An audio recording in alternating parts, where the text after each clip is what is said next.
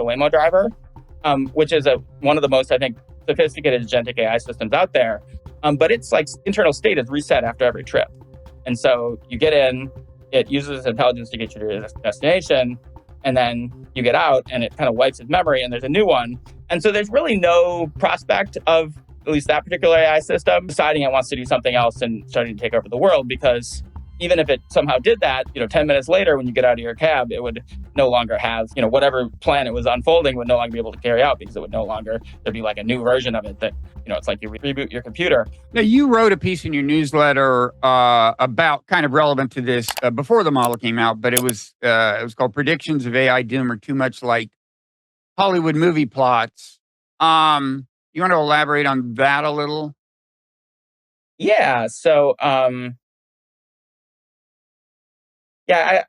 kicked off the piece by talking about a movie I watched a couple of years ago called The Imitation Game, which is about Alan That's Turing. about Alan Turing, right? Yeah. Yeah, he was the famous mathematician, one of the kind of founders of computer science, who was a central figure in the efforts to break the Nazi codes during World War II. Mm-hmm. And so The Imitation Game is a biopic about his life that made some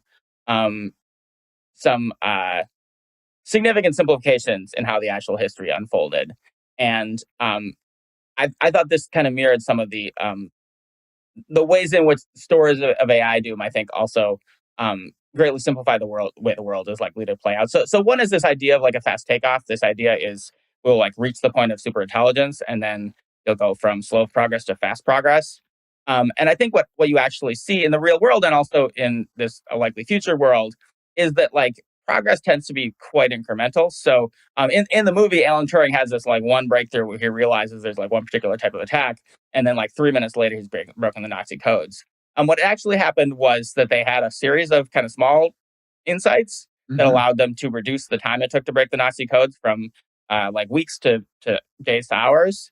And by the same token, I think you're actually already seeing in the training of large language models, now you're already seeing AIs being used to train the future. As I was mentioning a minute ago, the Llama 3 paper, they say they use LLMs to generate training models for future generations of LLMs.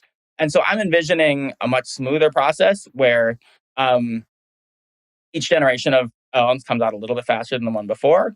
But like this is actually not even new to AIs. I mean, there used to be in the very early days of computing, the way you'd write a program is you had to like actually write out the ones and zeros of your program with like these very like low level instructions.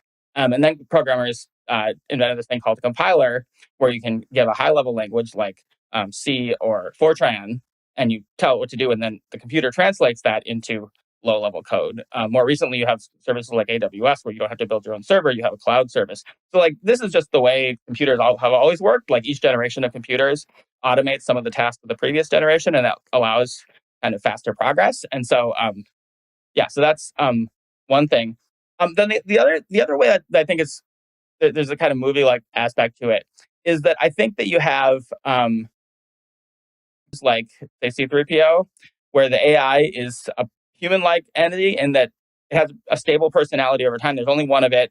It moves around in the world. It has its own kind of ambitions, and it it's this one entity persists over months or years. And I think I compare that to something like the Waymo driver, which is one of the most, I think, sophisticated agentic AI systems out there. But its like internal state is reset after every trip. And so you get in, it uses its intelligence to get you to your destination, and then you get out and it kind of wipes its memory and there's a new one. And so there's really no prospect of at least that particular AI system deciding it wants to do something else and starting to take over the world, because even if it somehow did that, like 10 minutes later, when you get out of your cab, it would no longer have, whatever plan it was unfolding would no longer be able to carry out, because it would no longer, there'd be like a new version of it that, it's like you reboot your computer. I think most AI systems are likely to be more like that.